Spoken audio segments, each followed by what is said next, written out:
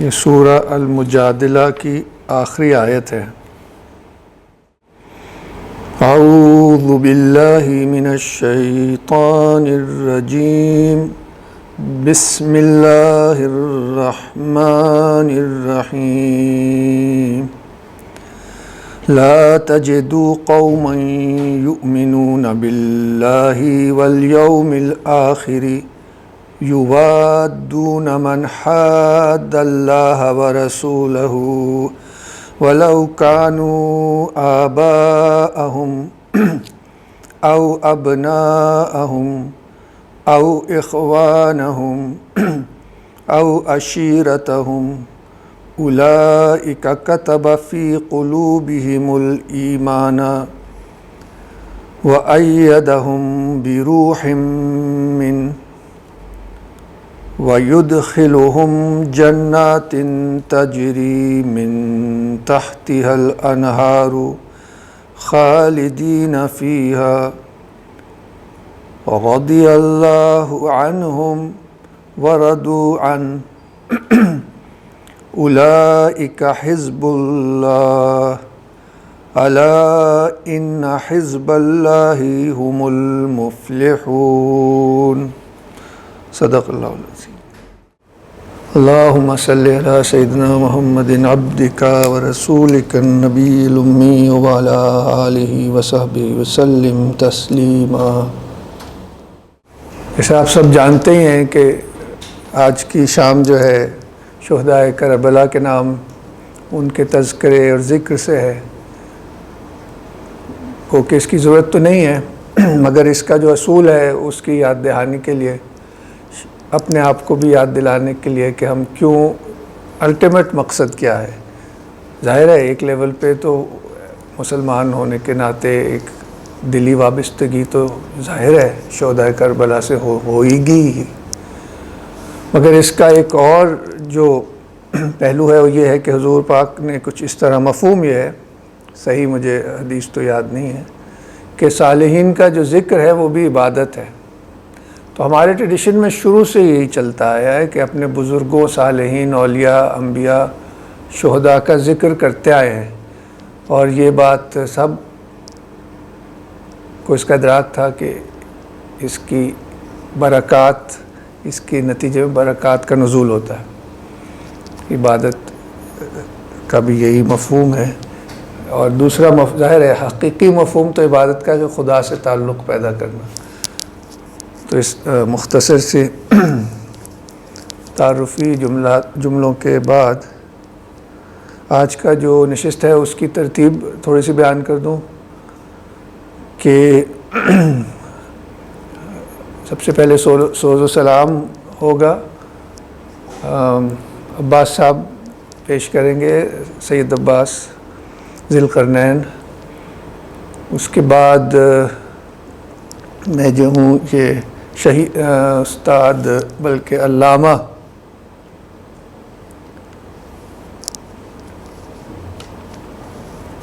سید علی نقی نقوی، جو کہ نقن صاحب کے نام سے بہت مشہور تھے، 20ویں صدی کے بہت بڑے عالم ذاکر گزرے ہیں۔ ان کی کتاب ہے شہید انسانیت، اس میں سے 1.5 پیج پڑھوں گا اور پھر اس پہ تھوڑا سا تبصرہ کرنے کی کوشش کروں گا۔ اس کے بعد سید رمیز حیدر جو ہیں وہ سوز و سلام پیش کریں گے، جس کے بعد سید عباس ذی القرنین جو ہیں وہ اسی کتاب میں سے 2 مختصر چیپٹرز پڑھیں گے، اور بلکہ سید رمیز اس کے بعد ہم ان سے کہیں گے کہ سوز و سلام پڑھیں، کیونکہ اس کے بعد ہمارا مین بیان ہوگا جو کہ سید ساجد عباس نقوی صاحب کریں گے، جو کہ ہست و نیست میں خطاطی کے استاد ہیں۔ تو عباس صاحب اگر آپ صلوات پڑھی، ٹھیک ہے۔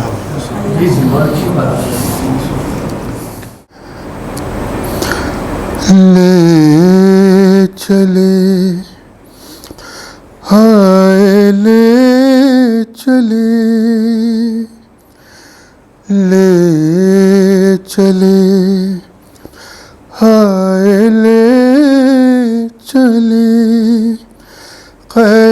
قیدی بنا کر شام کو کس طرح سیدانیاں دیکھیں گی بلوا عام کو لے چلے ہائے لے چلے قیدی بنا کر شام کو بے کفن لاشیں پڑے ہیں کربلا میں جا بجا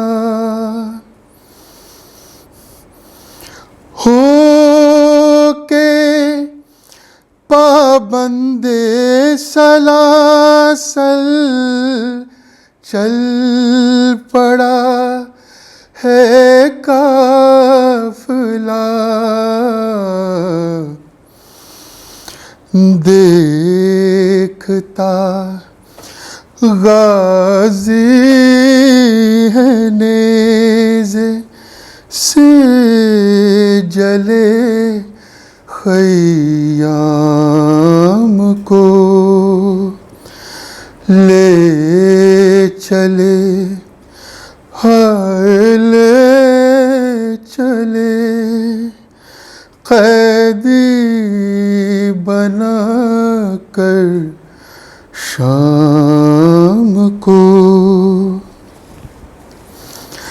جیتے جی زندان سے نہ ہو سکے گی وہ رہا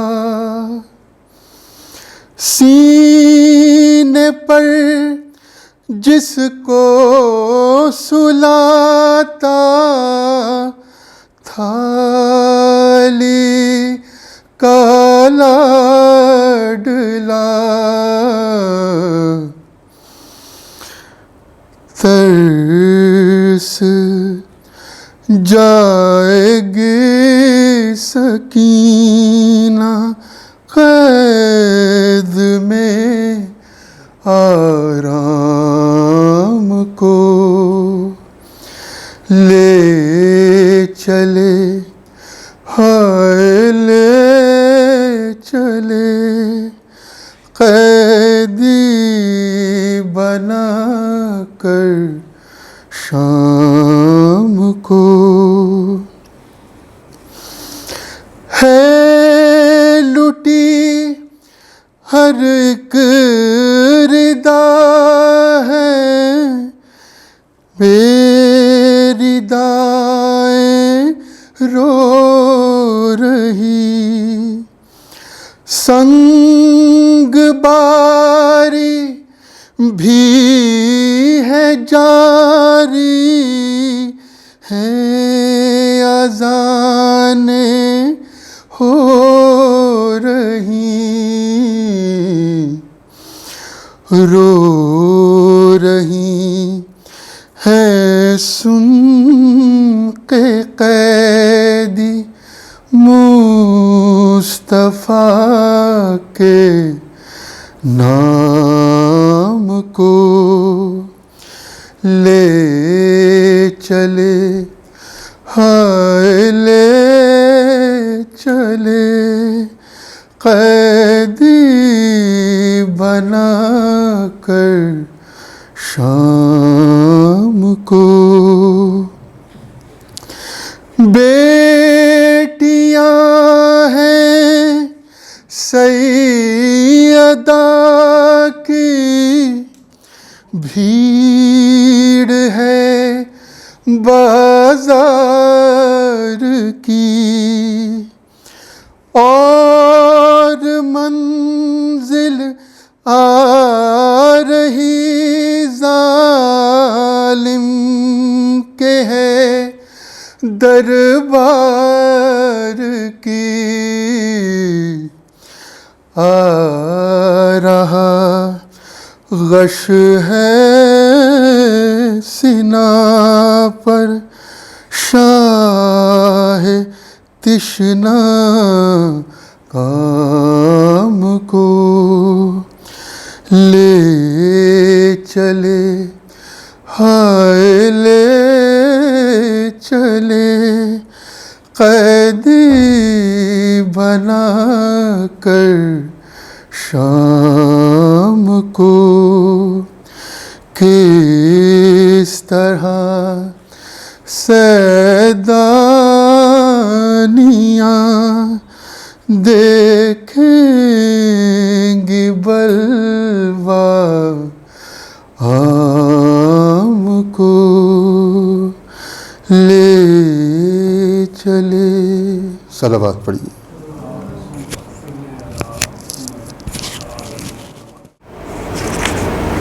یہ اس میں نے عرض کی تھی، یہ علامہ سید علی نقوی صاحب جو مشہور تھے نقن صاحب کے نام سے، ان کی کربلا کے موضوع پہ بہت مشہور کتاب ہے شہید انسانیت، اس کا یہ 19واں باب ہے، مکے سے کربلا تک سفر امام حسین، مکے سے کربلا تک سفر امام حسین علیہ السلام، منازل سفر اور کربلا میں ورود۔ اس کے صرف میں پہلے 2 پیج تقریباً 2.25 پیج پڑھوں گا، کیونکہ مجھے لگتا ہے کہ جس نقطے کی طرف میں آپ کی توجہ دلوانا چاہوں گا وہ اس میں صاف ظاہر ہے، اور یہ آپ سمجھیے کہ یہ کربلا کی طرف پہلا قدم ہے، کیونکہ امام حسین جو ہیں وہ حج کی نیت سے مکے میں موجود ہیں، حج کے مناسک کو انجام دے رہے ہیں، مگر وہ 2 دن پہلے ایک دم سے اس کو منسوخ کرتے ہیں اور کوفہ کی جانب سفر شروع کرتے ہیں۔ تو پہلے میں پڑھ دیتا ہوں، پھر اس پہ تھوڑا تبصرہ کریں گے۔ کوفہ میں انقلاب، مسلم و ہانی کی شہادت، یہ سب کچھ ہو گیا، مگر ظاہر ہے کہ اس سب کی اطلاع بر وقت مکے میں کیوں کر پہنچ سکتی تھی۔ حضرت امام حسین علیہ السلام کو مسلم کا خط پہنچ چکا تھا کہ یہاں تشریف لائیے، یعنی کہ کوفہ تشریف لائیے، سب آپ کی اطاعت کے لیے تیار ہیں۔ یہ خط جناب مسلم نے عابس بن ابی شبیب شاکری کے ہاتھ اپنی شہادت سے 27 دن پہلے 12 ذیقعد کو لکھا تھا۔ اس خط کے پہنچنے کے بعد آپ کے لیے کوفہ کا سفر اختیار کرنا ضروری ہو گیا تھا۔ پھر بھی عام حالات میں اتنی جلدی کی ضرورت نہیں تھی کہ آپ حج کے 2-1 دن باقی رہنے کے باوجود حج کو ترک فرما دیں اور مکے سے نکل کھڑے ہوں۔ یہ غیر متوقع صورت یقینی طور پر نہایت اہم ہنگامی اسباب کا پتہ دیتی ہے۔ آپ کی افتاد طبیعت اور ذوق عبادت کا لازمی تقاضا بھی یہ تھا کہ آپ اس سال کے حج کے جو آپ کی زندگی میں آخری تھا مکمل فرما کر روانگی کا ارادہ کرتے، لیکن ایک دم یہ کہ حج کی تکمیل میں 2 دن باقی تھے کہ آپ نے حج کو عمرے میں بدل کر مکہ معظمہ سے روانگی اختیار فرما لی۔ اس کے اسباب عام طور پر لوگوں کے سامنے کچھ نہ تھے، کیونکہ حرم الہی کے اندر کوئی فوج و لشکر نہ تھا جسے سب دیکھتے، مگر حاجیوں کے لباس میں فوج کے سپاہی آئے ہوئے تھے، اور انہیں یہ ہدایت تھی کہ حسین جس حال میں بھی ہوں ان کو گرفتار کر لو۔ یہ راز اس وقت کھلا جب آپ مکے سے باہر آ چکے تھے اور فرزدق شاعر نے آپ سے راستے میں ملاقات کی اور پوچھا کہ فرزند رسول اتنی جلدی کس کے لیے، حج بھی نہ ہو سکا؟ امام نے جواب دیا، اگر میں اتنی جلدی نہ کرتا تو وہیں گرفتار کر گیا ہوتا۔ بس یہ چیز وہ تھی جس نے امام حسین کو عراق کی طرف اس قدر تعجیل کے ساتھ روانگی پر مجبور کر دیا۔ نتیجہ آخر امام کے پیش نظر تھا، یعنی شہادت، جس پر آپ کی وہ تقریر گواہ ہے جو آپ نے مکہ معظمہ سے روانگی کے وقت فرمائی تھی۔ تو یہی حاصل گفتگو ہے، میں اسی پہ آپ کی توجہ چاہوں گا۔ آپ نے کہا تھا، موت فرزند آدم کے گلے کا ہار ہے اور مجھے اپنے اسلاف کی ملاقات کا اشتیاق ہے۔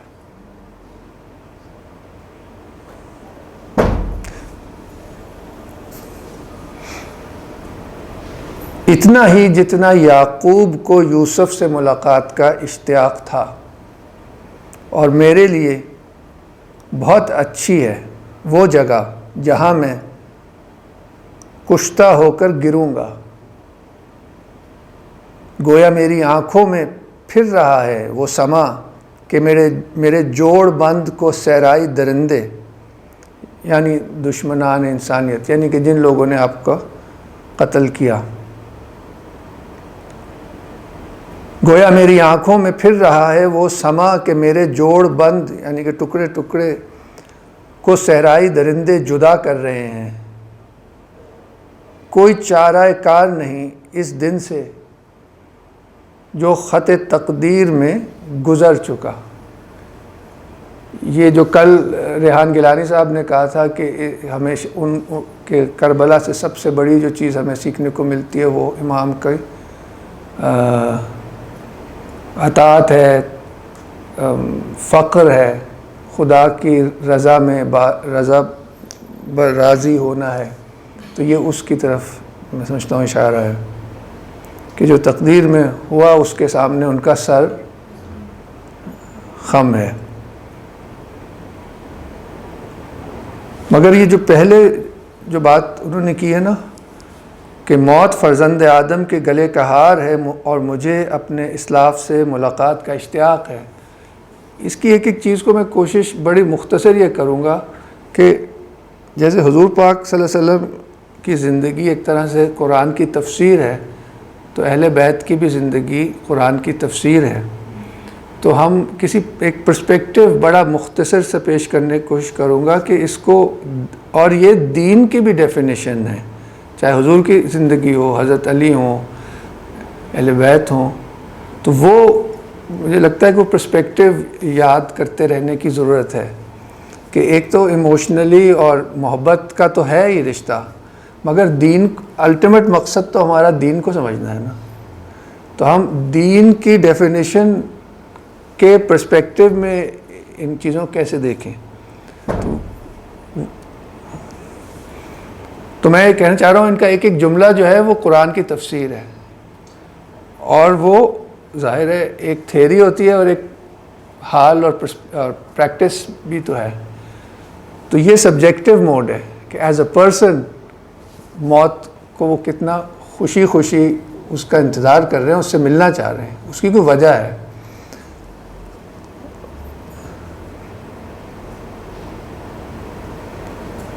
خدا کی مرضی میں ہم اہل بیت کی مرضی ہے، ہم اس کے امتحان پر صبر کرتے ہیں اور صابروں کے اجر کو حاصل کرتے ہیں۔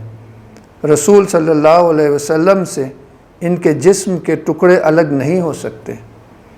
جو شخص ہمارے ساتھ اپنی جان کی قربانی پر آمادہ اور خدا سے ملاقات پر تیار ہو، وہ ہمارے ساتھ سفر کرے۔ میں کل صبح کو انشاءاللہ روانہ ہو جاؤں گا۔ تو سب کچھ اس میں ہے، اور اس کو ہم ایک قرآن کی 2 آیتوں کے روشنی میں دیکھیں گے تو بہت میں سمجھتا ہوں کلیئر ہو جائے گا۔ رسول سے ان کے جسم کے ٹکڑے اس پہ بھی کل ریحان نے بہت اچھا تبصرہ کیا تھا کہ کیسے جو پنج تن پاک ہیں وہ حضور کے کا حصہ ہیں، بہت سی احادیث کی روشنی میں۔ یہ تھی وہ تقریر جو آپ نے گرد و پیش کے لوگوں کے سامنے کی تھی اس رات کو، جس کی صبح ہوتے ہی آپ مکے سے روانہ ہو گئے۔ اس کے علاوہ ایک واقعہ یہ ہے کہ اثناء سفر میں آپ ہر منزل پر جناب یحییٰ اور ان کی شہادت کو یاد کرتے تھے۔ یحییٰ یعنی کہ جان دا بیپٹسٹ، ان کا سمجھیے کہ عیسیٰ علیہ السلام سے وہی رشتہ تھا جو امام علی کا حضور کے ساتھ تھا۔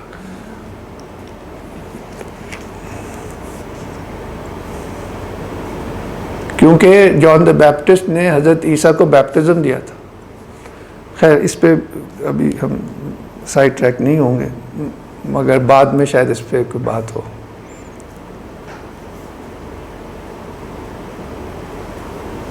ہر منزل پر جناب یحییٰ اور ان کی شہادت کو یاد کرتے تھے اور فرماتے تھے کہ دنیا کی بے قدری کے لیے اللہ کے نزدیک یہ کافی ہے کہ اس دنیا میں یحییٰ بن زکریا کا سر قلم ہو کر بنی اسرائیل کے زناکار کے سامنے بطور تحفہ پیش کیا گیا۔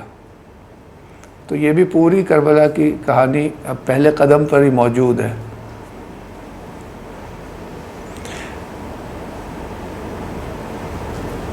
پھر نقن صاحب لکھتے ہیں کہ یہ بھی حقیقت میں اپنے مستقبل کی طرف ایک اشارہ ہی تھا جو آپ بار بار فرما رہے تھے۔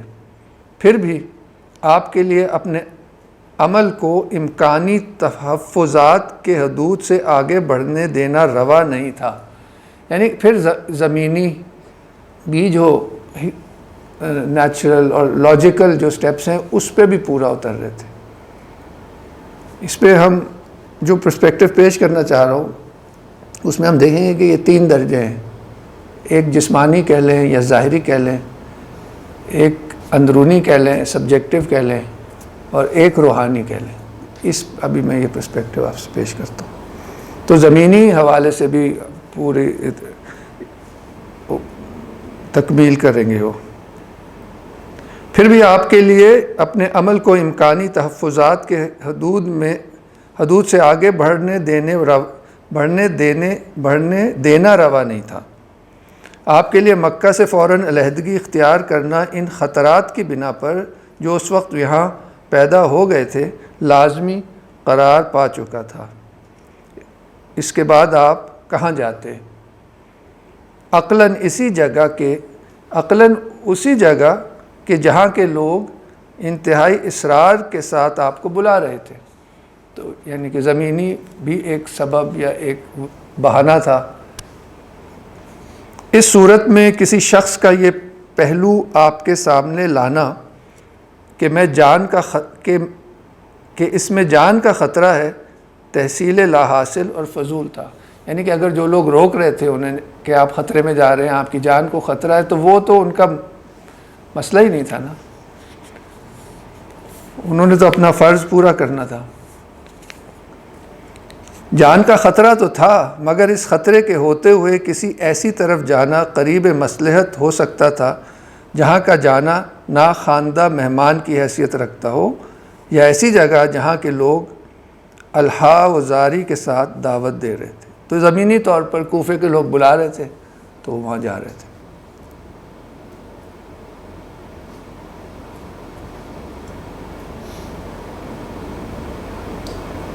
دو لائنیں اور پڑھ دیتا ہوں۔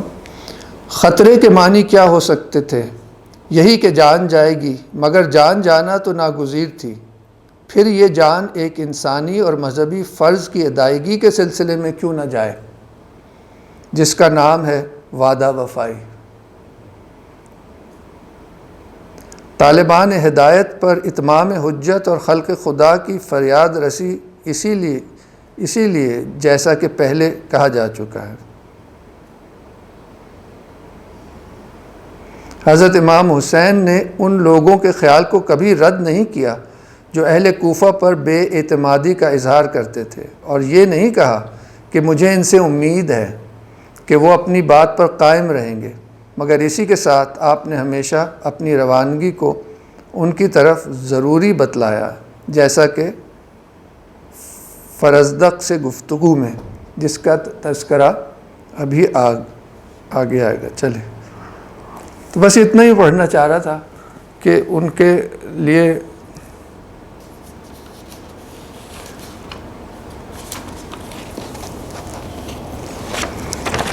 جو شروع میں ہم نے آج کی نشست کے شروع میں ایک آیت تلاوت کی تھی، اسی کو میں سمجھتا ہوں کہ کربلا کا جو پرنسپل ہے اس کی آپ سمجھ لیں کہ سمری ہے۔ میں اس کو پڑھتا ہوں ترجمہ اس کے مفہوم کے ساتھ۔ لا تجدوا قوما، تم نہیں پاؤ گے ایسی قوم کو، ایسے لوگوں کو، یؤمنون باللہ، جو اللہ پر ایمان لاتے ہوں، والیوم الآخر، اور یوم آخرت پر ایمان رکھتے ہوں۔ لا تجدوا قوما یؤمنون باللہ والیوم الآخر یوادون من حاد اللہ ورسولہ، تم نہیں پاؤ گے ایسے لوگوں کو کہ جو اللہ اور آخرت پر ایمان رکھتے ہوں کہ وہ پیار کریں یا لائل ہوں ان سے جو خدا اور رسول سے دشمنی رکھتے ہیں۔ وَلَوْ كَانُوا، even if، وَلَوْ كَانُوا آبَاءَهُمْ أَوْ أَبْنَاءَهُمْ، even if they are their fathers or their sons، أَوْ إِخْوَانَهُمْ or their brothers، أَوْ عَشِيرَتَهُمْ or their tribesmen، اولئک کتب فی قلوبہم الایمان، یہ وہ لوگ ہیں جن کے دلوں میں، قلوب میں ایمان لکھ دیا گیا ہے۔ اولئک، یہی وہ لوگ ہیں، اولئک کتب فی قلوبہم الایمان وأیدہم بروح من، اور جن کو مدد حاصل ہے اللہ تعالیٰ کی طرف سے ایک روح کی۔ تو میں اس میں یہ کہنا چاہوں گا کہ یہ جو ایمان یا بلکہ دین کی جو ڈیفینیشن ہے اس پہ ابھی ہم آتے ہیں۔ میرے نظر میں حدیث جبریل ہے جس میں حضرت جبریل علیہ السلام ہم جیسوں کو، اور یعنی کہ ہمیں اپنے فاؤنڈیشنل ٹیکسٹ کی طرف جانے کی ضرورت ہوتی ہے، وہ ہے بلکہ آج کل بہت زیادہ ہے کہ دین ہے کیا۔ تو وہ حدیث جبریل آپ سب کون کون واقف ہیں؟ آپ نہیں واقف ہیں؟ تو حدیث جبریل کے راوی حضرت عمر رضی اللہ عنہ ہیں، اور ساری صحاح ستہ میں بہت معتبر حدیث ہے، اور اس میں حضرت جبریل فزیکلی آ جاتے ہیں، یعنی کہ لوگ تاکہ دین کی ڈیفینیشن کو مسک نہ کر سکے، قرآن یہ لکھا ہوا ہے وغیرہ، وہ تو آ کے بتا رہے ہیں۔ تو اس میں وہ دین کے تین درجے بتاتے ہیں۔ ایک میں سمجھتا ہوں کہ جسمانی درجہ ہے، تو حضور سے سوال پوچھتے ہیں اسلام کیا ہے؟ حضور جواب دیتے ہیں کہ اسلام وہ 5 ارکان ہیں، نماز، روزہ، حج، زکوٰۃ، کلمہ، 5 جو ارکان دین ہیں، تو جو کہ ظاہری چیزیں ہیں ایٹ لیسٹ منیمم طور پر۔ تو پھر وہ کہتے ہیں کہ ہاں آپ نے ٹھیک کہا۔ تو سب صحابہ بہت حیران ہوتے ہیں کہ یہ حضور سے سوال کر کے پھر اس کو کہہ رہے ہیں ٹھیک کہا۔ پھر پوچھتے ہیں ایمان کیا ہے؟ ایمان میں حضور فرماتے ہیں کہ جن چیزوں پہ ہم ایمان لاتے ہیں، کل بھی ریحان نے ایگزیکٹلی اسی کی طرف اشارہ کیا تھا، خدا کی وحدت، رسالت، ملائکہ، انبیاء، قدر اور وہ 7 چیزیں اسکول میں ہم پڑھتے ہیں۔ تو کیا ہوا کہ یہ ہماری اندرونی عقلی طور پر یا ایمانی طور پر ہم ان چیزوں کو مانتے ہیں، یہ جسمی، یہ عقیدہ ہے۔ تو تیسرا جو ہے وہ میں سمجھتا ہوں، یہ جو اس میں کہا نا کہ یہ وہ لوگ ہیں جن کے دلوں میں ایمان لکھ دیا گیا ہے، پھر اس کے بعد ہے وَأَيَّدَهُمْ بِرُوحٍ مِّنْ، اور پھر ان کی مدد کے لیے اللہ تعالیٰ نے اپنی طرف سے روح بھیجی ہے۔ تو اب یہ تیسرا درجہ روح والا ہے۔ پہلا درجہ جو ہے اس کو قرآن کیا کہتا ہے بدوؤں کے لیے، کہ ان سے کہو، جب بدو تمہارے پاس آئیں ان سے کہو، جب یہ کہتے ہیں کہ ہم ایمان لائے تو ان سے کہو نہیں، تم ایمان نہیں لائے کیونکہ ابھی ایمان تمہارے دلوں میں نہیں پہنچا ہے، ابھی تم کہو کہ ہم مسلم ہیں۔ وہ جو بات ہوئی جبریل علیہ السلام والی حدیث کی کہ پہلا درجہ اسلام کا ہے، تو وہ بدوؤں سے کہا گیا قرآن شریف میں کہ ان کے دل میں ایمان نہیں ہے، تو یہ اسلام کے درجے پہ ہے۔ یہاں پھر کیا بتایا، کتبہ ایمانم، ان کے دلوں میں اب ایمان کا درجہ آ گیا۔ تو تیسرا وہ ہے کہ اللہ تعالیٰ کی روح کی مدد حاصل ہے۔ تو اس حدیث کی روشنی میں پھر حضرت جبریل نے حضور پاک صلی اللہ علیہ وسلم سے پوچھا کہ بتاؤ کہ احسان کیا ہے۔ احسان کا مطلب ہوتا ہے کہ بیسٹ کیا ہے، دین کا ہائیسٹ کیا ہے۔ اردو والا احسان نہیں اس کا مطلب، احسان کا مطلب ہوتا ہے the most beautiful and the best, کیونکہ اس میں روٹ حسن کی ہے، مگر محاورے میں اس کا مطلب بیسٹ ہے۔ تو انہوں نے پھر کہا کہ تم خدا کی عبادت ایسے کرو کہ جیسے کہ تم خدا کو دیکھ رہے ہو، اور اگر دیکھ نہیں رہے تو وہ تمہیں دیکھ رہا ہے۔ ایگزیکٹلی یہی کل جو ریحان نے یہی کہا تھا کہ تقوی کا اصل معنی ہے کہ خدا کے ہونے کا یقین، اس کا کوئی درجہ ہو۔ اس سے پھر حضرت علی کا وہ مفہوم ہی بتا سکتا ہوں، کہ میرے کو عالم تو ہو نہیں، جو کہ کسی نے حضرت علی سے کہا کہ ہم جس خدا کو دیکھتے نہیں ہیں اس کی ہم عبادت کیسے کریں آپ؟ تو حضرت علی نے کہا میں ایسے خدا کی عبادت کر ہی نہیں سکتا جس کو نہ دیکھتا ہوں۔ یہ احسان کا درجہ ہے تو بیان کیا نا جبریل علیہ السلام، اور پھر اس کی تفسیر بھی خود ہی بیان کی حضرت علی نے، جس کا مفہوم یہ تھا کہ انسان خدا کو اپنے ایمان کے درجے کے مطابق دیکھتا ہے۔ تو یعنی کہ یہ ایک درجہ بندی اس آیت میں بھی وہی سامنے آ رہی ہے۔ پھر یہ تو میں سمجھتا ہوں امام حسینی کا پورٹریٹ ہے کہ وہ لڑنے مرنے کو تیار ہیں ان سے کہ جو کہ خدا اور رسول سے دشمنی رکھتے ہوں، چاہے وہ کوئی بھی ہوں، کیونکہ لوگ عجیب عجیب توجیہات پیش کرتے ہیں نا آپ کو آج کل، تو کہ ایسے نہیں کرنا چاہیے تھا۔ وَيُدْخِلُهُمْ جَنَّاتٍ تَجْرِي مِن تَحْتِهَا الْأَنْهَارُ خَالِدِينَ فِيهَا، and we will enter them into gardens or into paradise under which rivers flow, خَالِدِينَ فِيهَا, in which they will dwell forever۔ تو یہ وہ نتیجہ ہے جہاں وہ پتہ ہے جب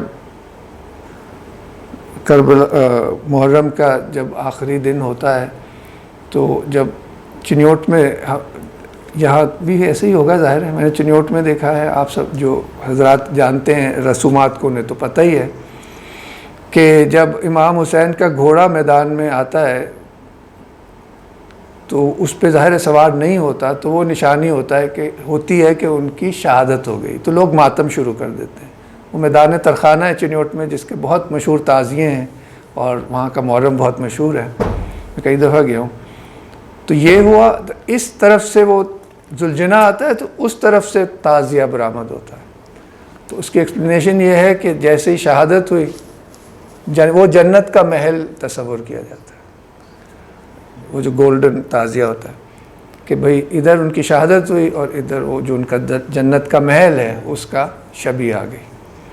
تو وہ بھی اس آیت کی روشنی میں آپ دیکھیے،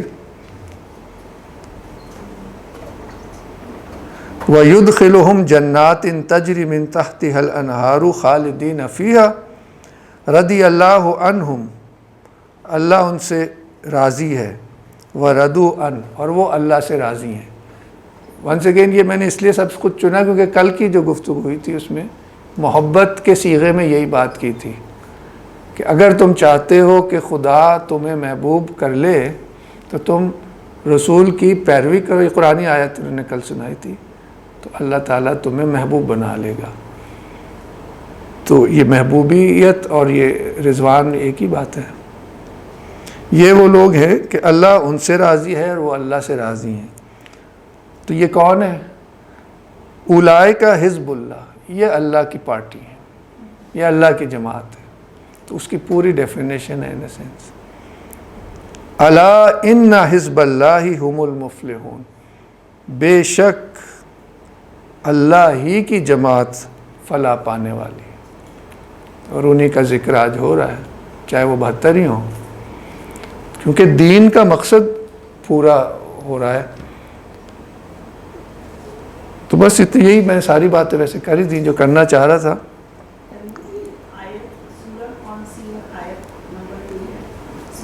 سورہ مجادلہ جو سورہ حشر سے پچھلی والی صورت ہے، اس کی آخری آیت ہے، یعنی 22ویں آیت ہے.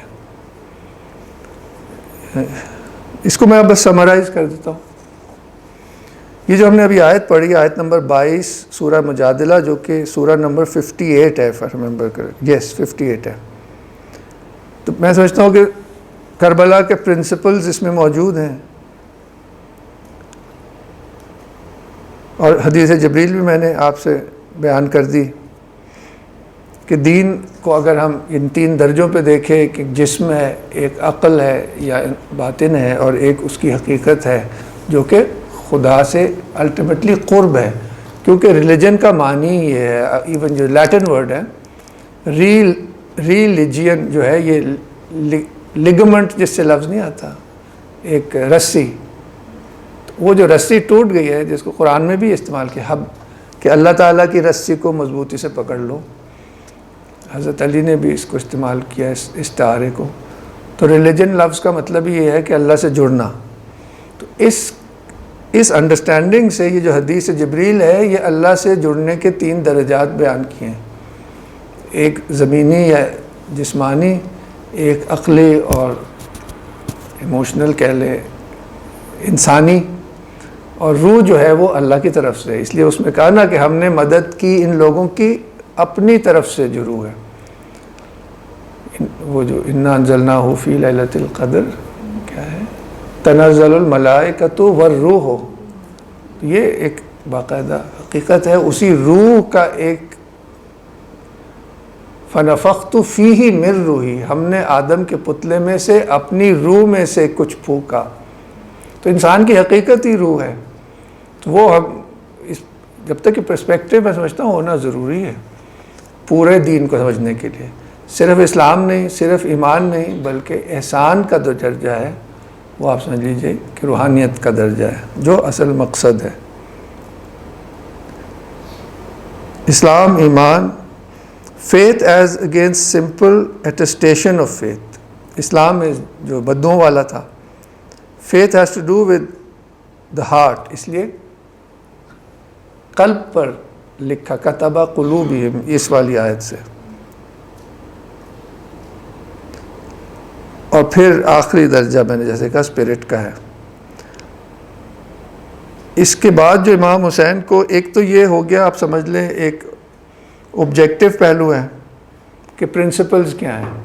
سبجیکٹیولی ہے جو جہاں سے ہم شروع ہوئے تھے کہ کہ آدم کے گلے کا ہار ہے موت. کیوں ہار ہے؟ آپ نے کہا کہ میں اپنے اسلاف سے ملوں گا، حضور سے ملوں گا، چچا سے ملوں گا، والد سے ملوں گا، والدہ سے ملوں گا، اور اس سے بڑھ کر خدا سے ملوں گا. تو تصوف میں یہ درجے بھی بہت، بس یہی بات ہے. اس کے حوالے سے میں بس سورہ فجر کی آخری 3 آیات پڑھ کے اجازت لوں گا، کیونکہ وہ اسی موضوع پہ ہے. اس کو کہا گیا ہے، یہ حضور کے ہی میرے خیال ہے کسی قول کا میں انگریزی میں پڑھا ہے، اس کا مفہوم paradise and the meeting with God. یہ 2 درجے ہیں، کیونکہ انسان میں ہمیشہ 2 ہوتے ہیں. اس لیے سورہ رحمان میں 2 جنتوں کا ذکر ہے، پھر 2 اور کا ذکر ہے. 2 کون ہوتے ہیں؟ ایک ہماری پرسنالٹی ہے جو ایمان والا درجہ تھا، جو سول ہے، اور پھر ہماری ایک ڈیوائن ایسنس ہے جو کہ روح ہے. تو جو پرسن ہے وہ خوش ہوگا اپنے والد سے مل کے، والدہ سے مل کے، اور جنت میں صالحین سے مل کے، اور جو روح ہے وہ اپنی سورس میں جا کر ہی اپنے منزل کو پہنچے گی۔ اس کی روشنی میں اگر ہم اس آیت کو دیکھیں تو اس پہ میں اختتام کرتا ہوں۔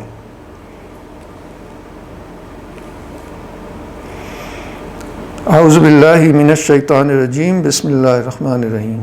یا ایتھا النفس المطمئنہ، اور جو حضور اور اہل بیت کا اطمینان اسی کتاب میں نکن صاحب نے جس طرح سے بتایا ہے وہ بھی مثالی تھا، انہیں کوئی پریشانی نہیں تھی، اطمینان اسی لیے تھا نا کہ جہاں جا رہے تھے۔ تو یہ موت کے وقت اللہ تعالیٰ مرنے والے سے کیا خطاب کرتا ہے، یہ ادھر ختم ہوتی ہے سورہ الفجر۔ یا ایتھا النفس المطمئنہ، اے نفس جو مطمئن ہے، ارجعی الی ربکی راضیۃ مرضیہ۔ شاہ صاحب اس کا ٹرانسلیشن کیا ہوگا؟ جی اس کا ارجعی کا، ہاں جی جی، تو یہ وہ والا کانسیپٹ آ گیا جو کل بات ہوئی تھی، محبت، جو خدا سے محبت کرتے ہیں اور خدا جن سے محبت کرتا ہے۔ دوسری آیت میں بھی اللہ ان سے راضی ہے، وہ اللہ سے راضی ہیں، اور یہ اللہ کی جماعت ہے۔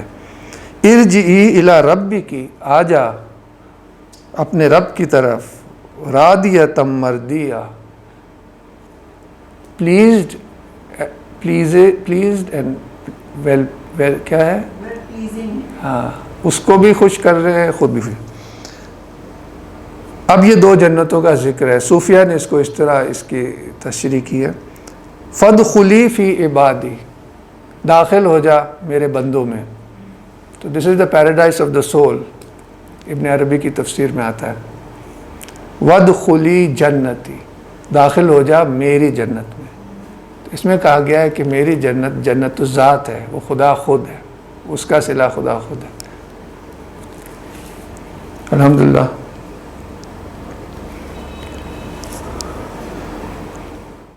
میں اب دعوت دینا چاہوں گا سید رمیز حیدر صاحب کو کہ کچھ سوز و سلام پیش کیجیے۔ ایک آپ پنجابی کا بھی پیس پیش کرنا چاہ رہے ہیں؟ صلوات پڑھ دیں، درود پڑھ دیں۔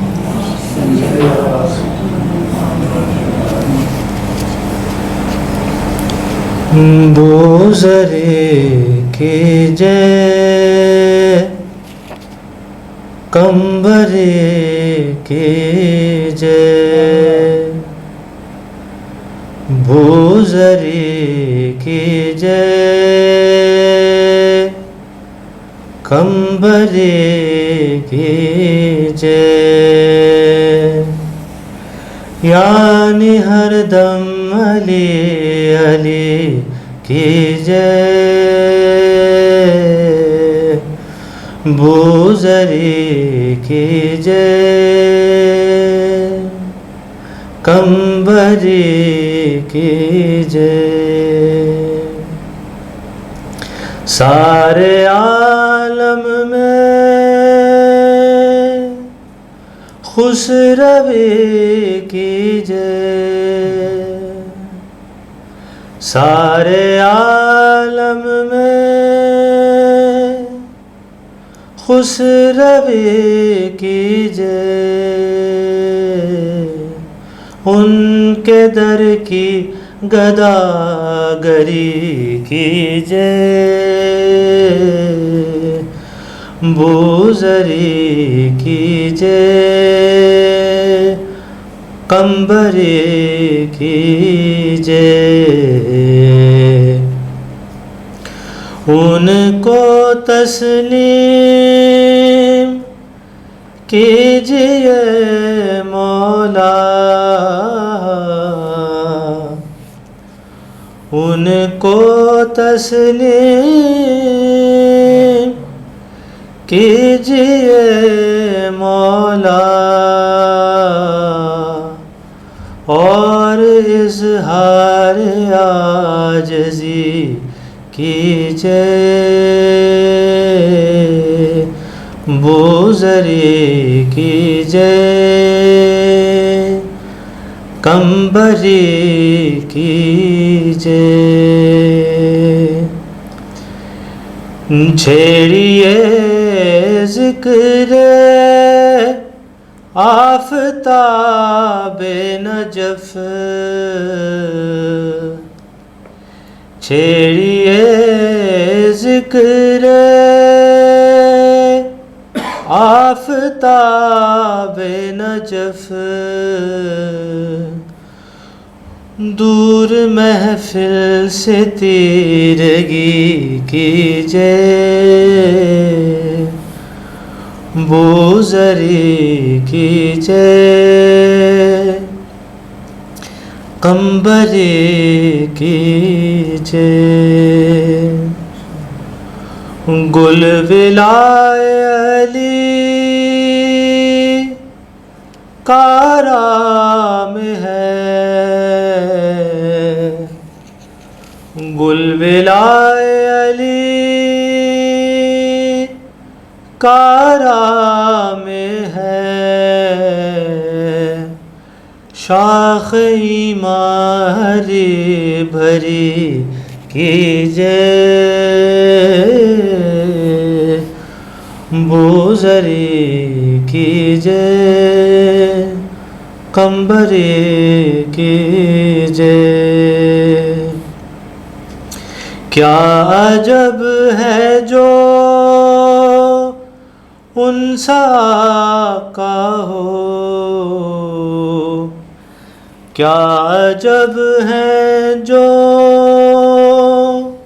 انسا کا ہو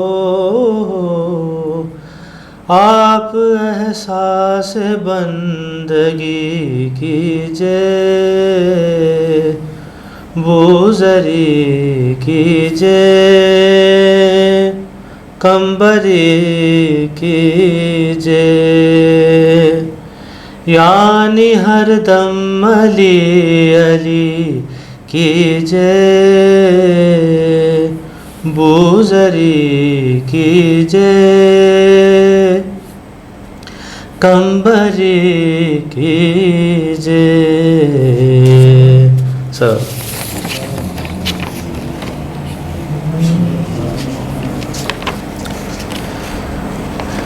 فریاد محمد صلی علی سر ننگ زہرا جایانے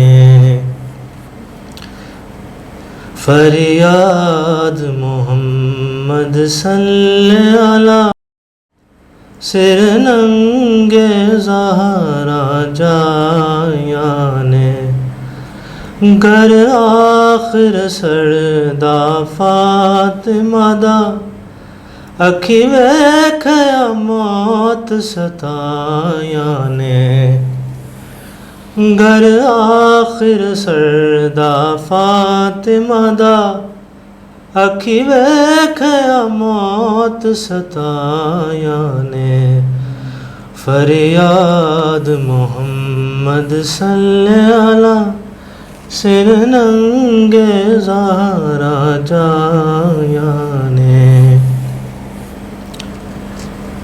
خالی گھوڑا شاد آیا ہے پگ پاک رسول دلایا ہے خالی گھوڑا شاد آیا ہے پگ پاک رسول دلایا ہے گہرا پیٹن والی پایا ہے بے وارث رج کرلایا نے گہرا پیٹن والی پایا ہے بے وارث رج کرلایا نے فریاد محمد صلی علی سر ننگ زہرا جایا نے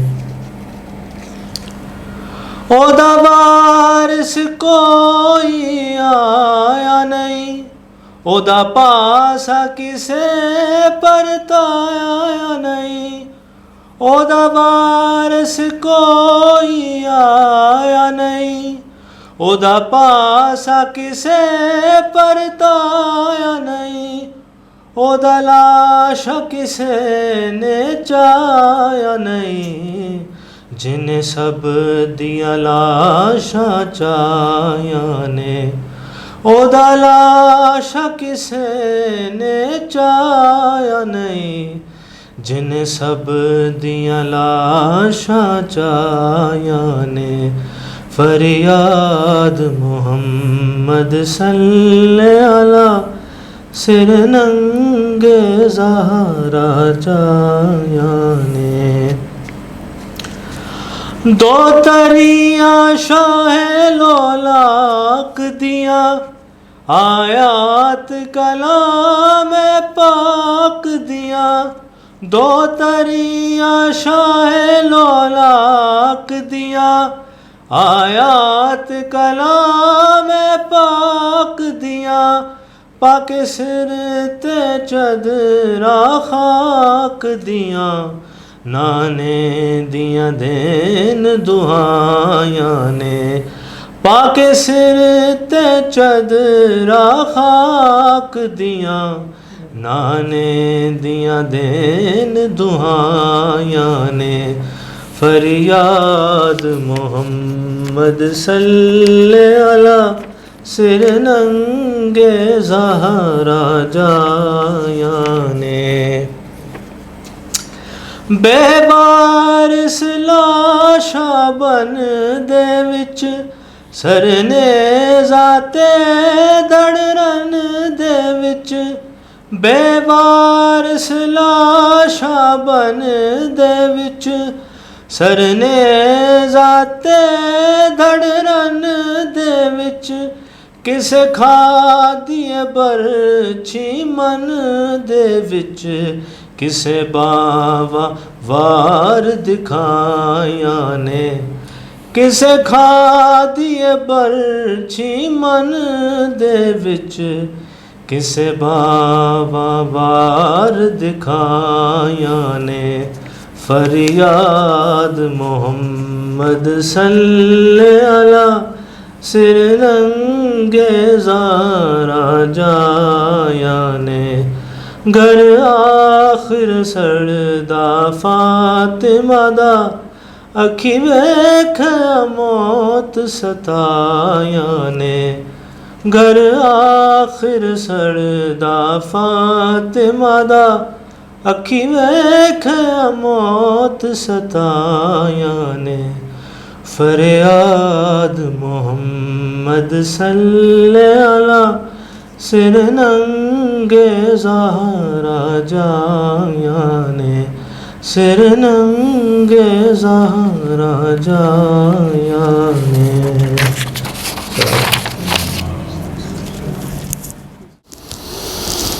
नकल साहब की किताब जो तैमूर साहब ने भी उसमें से कुछ पॉइंट्स आपके सामने रखे, तो इन्हीं की इसी बुक का एक चैप्टर है तब्दील ज़हनियत। तो इसका कॉन्टेक्स्ट थोड़ा सा मैं आपको बता देता हूँ। नकल साहब इसमें ये कहना चाह रहे हैं कि उनके मुताबिक, एक तो कि नकल साहब के मुताबिक जो करबला का वाक़या है वो इस्लामिक हिस्ट्री में एक वाटरशेड की हैसियत रखता है। मतलब इस्लाम की तारीख़ करबला से पहले कुछ और है और करबला के बाद कुछ और है, ये उनका है। तो इसी कॉन्टेक्स्ट में ये चैप्टर है। वो बेसिकली इसमें बताना ये चाह रहे हैं कि करबला के वाक़े के बाद जो कलेक्टिव साइकी है उम्मत इस्लामिया की, उस पर क्या असर पड़ा करबला के वाक़े का, ये बेसिकली है। ख़ास तौर पे जो पॉलिटिकल लीडर है या जो खलीफा है, उसका स्टेटस क्या था बेसिकली, और उसको कैसे देखा गया, तो उसके ऊपर है। तो छोटा सा चैप्टर है, लेकिन मैंने कहा कि ये इसमें जो उन्होंने पॉइंट रेज़ किया है वो हमें डिस्कस करना चाहिए और आपके साथ शेयर करना चाहिए। लेट मी सी, एक मिनट। 560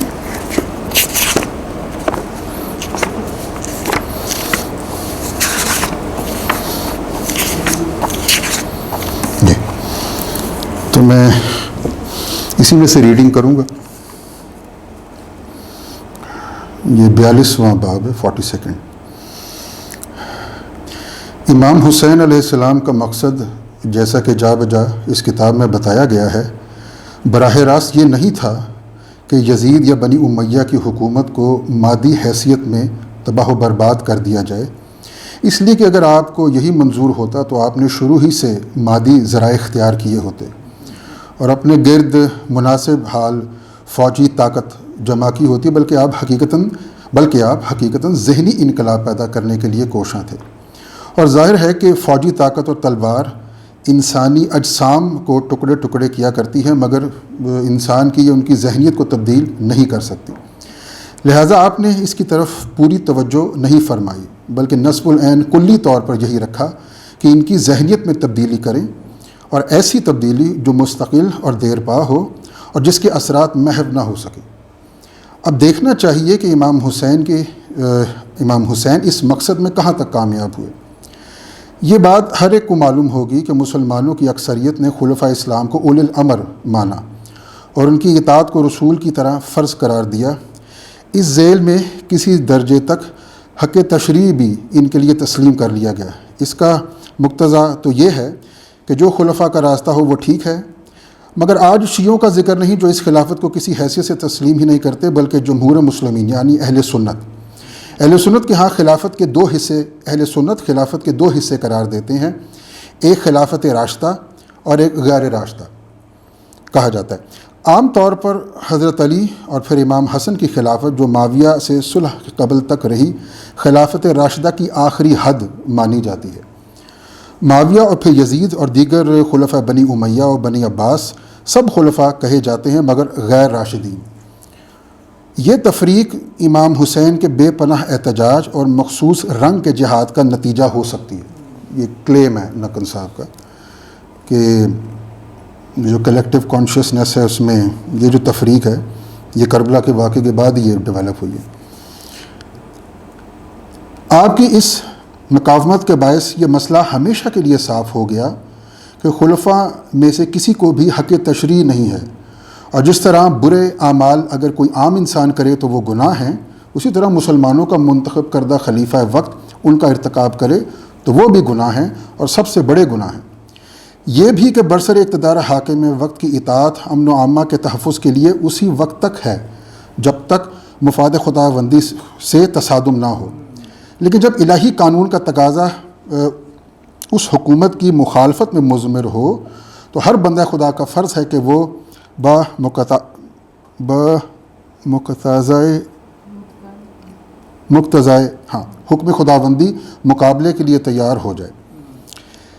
اس طرح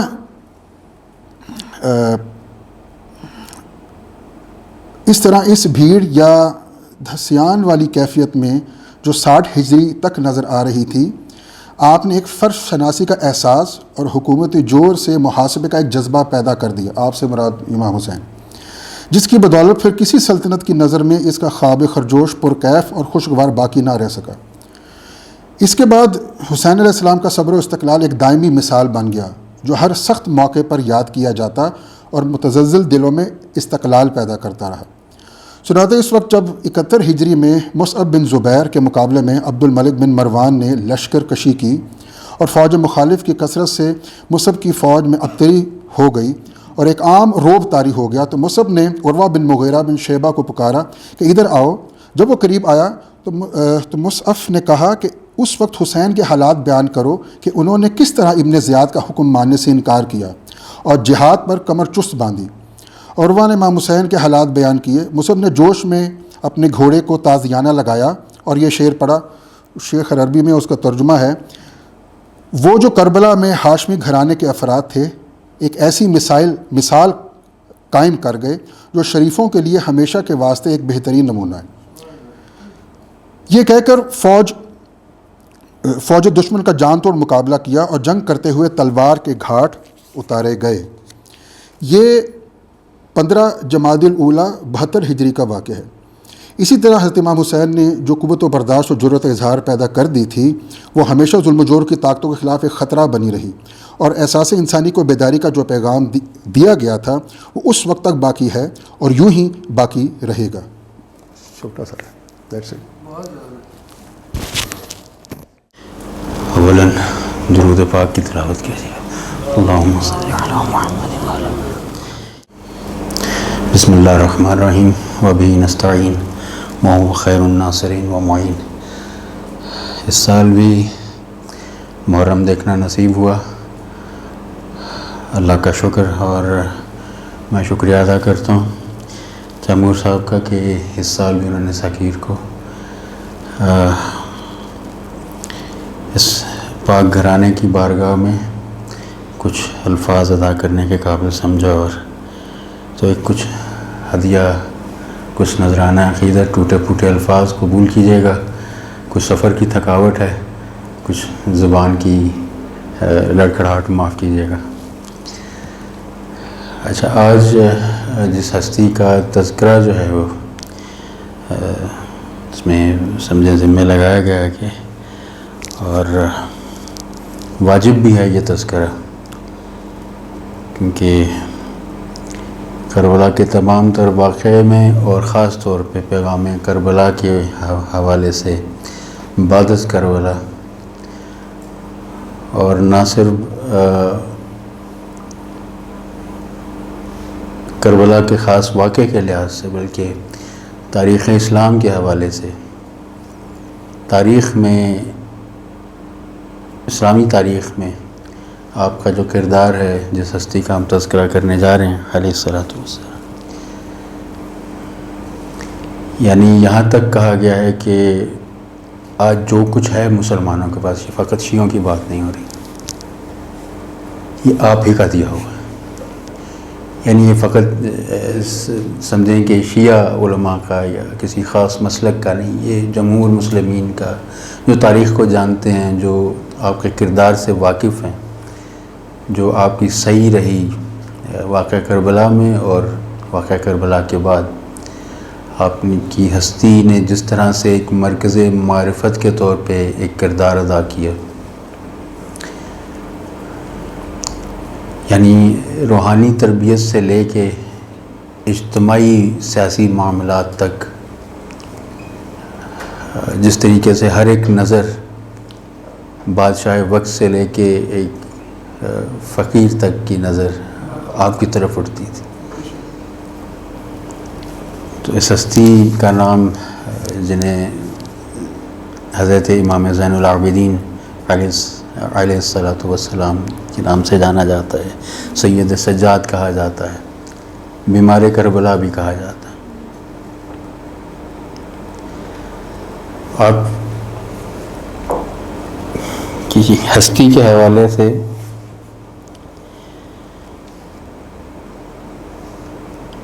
بہت کم سنی سے آپ نے جو حالات دیکھے، یعنی وہ ایسے حالات تھے جب تمام تر تیرے ستمگر جو تھے وہ خاندان اہل بیت کی طرف تان لیے گئے تھے۔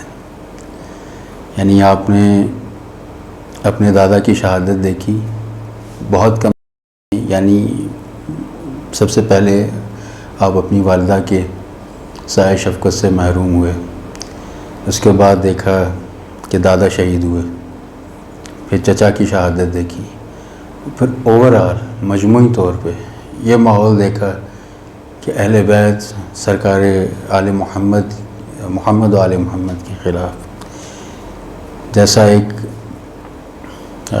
یعنی اس وقت پہ یہ تفصیل طلب ایک بحث ہے، بات ہے کہ تاریخ کے کیا وہ اور کیا ضروریات تھی صاحبان اقتدار کی کہ وہ اس خانوادہ مقدس کے خلاف اس حد تک تل گئے۔ اور یہ ایک ہی وجہ ہے کہ چونکہ یہ مرکز معرفت تھے اور یہ ہمیشہ سے ان کو اپنے اقتدار کے، اپنے طاقت کے، اپنے اس نظام، جابرانہ نظام کے خلاف ایک کانٹے کی طرح کھٹکتے تھے، اور سب سے پہلے ضرورت یہ محسوس کی جاتی تھی اسی لیے ہر امام کو شہید کیا گیا. اور بظاہراً اس چیز کے باوجود کہ انہوں نے سوائے حضرت امام حسین علیہ السلام کے علاوہ، اور اس میں بھی جیسا بھی جناب عباس نقوی صاحب شہید انسانیت میں سے ایک اقتباس صاحب کے سامنے پڑھ رہے تھے کہ کوئی لاؤ لشکر جمع نہیں کیا تھا، تو اس حد درجہ ظلم پہ کیوں آمادہ ہوئے؟ یعنی ایسا بھی نہیں تھا کہ یزید پلید کے یہ علم میں نہیں تھا کہ کون آ رہا ہے. یعنی 28 رجب کو یہ قافلہ چلتا ہے اور کربلا پہنچتے تک یہ 1 محرم ہے. یعنی بیچ میں کتنا وقت ہے. ایک جابر حکمران، اور یہ جابر حکمرانوں کا سب سے پہلا جو ایک نظام حکومت کا ایک خاصہ ہے، جاسوسی کا بہترین نظام. تو یہ کیسے ہے کہ یہ خبر نہ پہنچی ہو کہ رسول کے نواسے کے ساتھ مخدرات عصمت بھی ہیں، گھرانہ بھی ہے. کیلکولیشن دونوں طرف سے پوری تھی. یہاں سے حسین کو بھی معلوم تھا کہ کیا ہونا ہے، کس لیے جا رہا ہوں، اور ان کو بھی معلوم تھا جو مقابلے پہ آ رہے تھے کہ ہم نے کیا کرنا ہے. یہ اثر آپ حضرت امام زین العابدین نے شروع سے دیکھا. یہ جور کی کیفیت شروع سے دیکھی. اور پھر کربلا کی تیاری تو سبھی کے ذہنوں میں تھی. سبھی کو معلوم تھا کہ ایک دن اس میدان میں جانا ہے.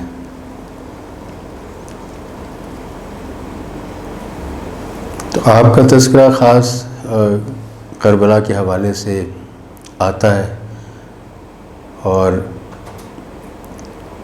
خاص روز واقعہ کے حوالے سے، یعنی روز واقعہ یعنی 10 محرم یعنی یوم عاشور کے حوالے سے اور شب عاشور کے حوالے سے، کہ آپ بیماری میں تھے اور سخت بیماری میں تھے، اور اس قدر بیمار تھے کہ آپ پر سے ایک شرعی تکلیف جو ہے وہ اٹھ گئی تھی جہاد کی. ایسے یہاں پہ ایک بہت کم اس چیز کا تذکرہ کیا جاتا ہے کہ ایسا نہیں کہ آپ پہلے سے بیمار تھے یا آپ کی بیماری کو بہت طولانی تھی، پہلے بھی اور بعد میں بھی. یہ خدا کا ایک اہتمام تھا کہ نسل حسین کو، نسل رسول کو باقی رکھنا اور امامت کے سلسلے کو آگے بڑھانے کے لیے، آپ کی وجود کی حفاظت کے لیے. یعنی جو بہت کم پڑھی جانے والی چیز ہے وہ یہ ہے کہ آپ شب عاشور جس طرح باقی اصحاب امام حسین علیہ السلام اور خود امام علی مقام علیہ السلام جہاد کی تیاری میں مصروف ہوئے، آپ نے بھی تیاری کی اگلے دن جہاد کے لیے.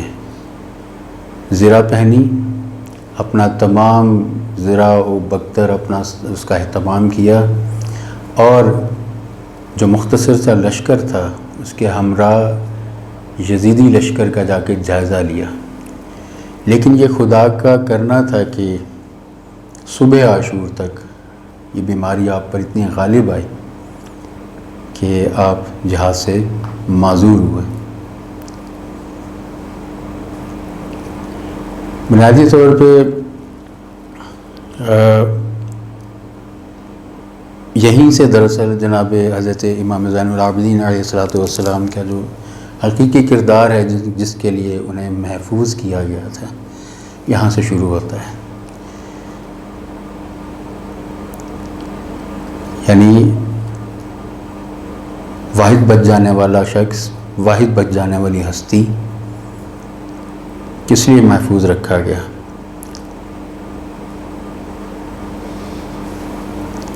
واقعتاً وہ کربلا کا پیغام تھا جو 2 ہستیوں نے پوری شدت کے ساتھ، یوں تو پورا قافلہ اسیروں کا بچوں سے لے کے بڑوں تک، یعنی اس میں ہمیں ننھے بچوں تک کے خطبے ملتے ہیں.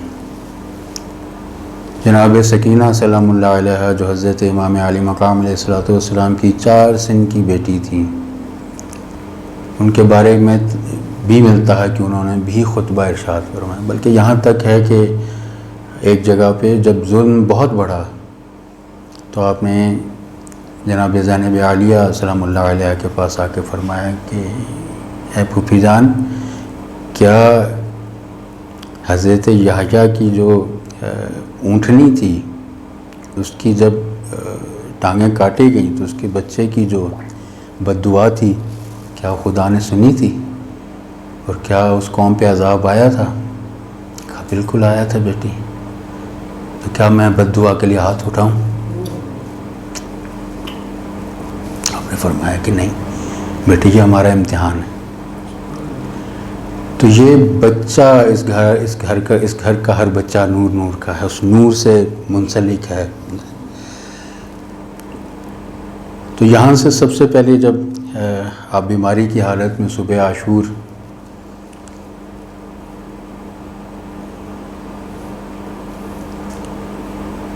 مقتل سجدہ ہے، اور آہستہ آہستہ پہلے اصحاب امام علی مقام علیہ الصلوۃ والسلام اور اس کے بعد پھر خانوادہ اہل بیت ایک ایک کر کے شہید ہوتے ہیں، اور پھر یہ وقت آتا ہے کہ مولا امام علی مقام علیہ الصلوۃ والسلام جنگ کرتے ہیں، شہید ہوتے ہیں، اور جیسے ہی شمر یا خولی لائن آپ کا سر اقدس تن سے جدا کرتے ہیں اور نیزے پہ بلند کرتے ہیں، تو ان کے لشکر میں فتح کے شادیانے بجتے ہیں۔ تو اس قدر شور پہ آپ خیمے میں چونکہ غش کی کیفیت میں تھے، تو جب اس لشکر پلید میں سے بہت شور و غوغا اٹھتا ہے تو آپ یہ پوچھتے ہیں کہ پھوپھی اماں یہ کس چیز کا شور؟ تو حضرت زینب عالیہ جواب میں خیمے کا پردہ اٹھا دیتی، تو آپ کیا دیکھتے ہیں کہ آپ کا بابا کا سر، مولا امام علی مقام علیہ الصلوۃ والسلام کا سر نیزے پہ بلند ہے۔ آپ کیا کرتے ہیں؟ آپ سجدے میں گر جاتے ہیں، لا الہ الا اللہ حقا حقا، لا الہ الا اللہ۔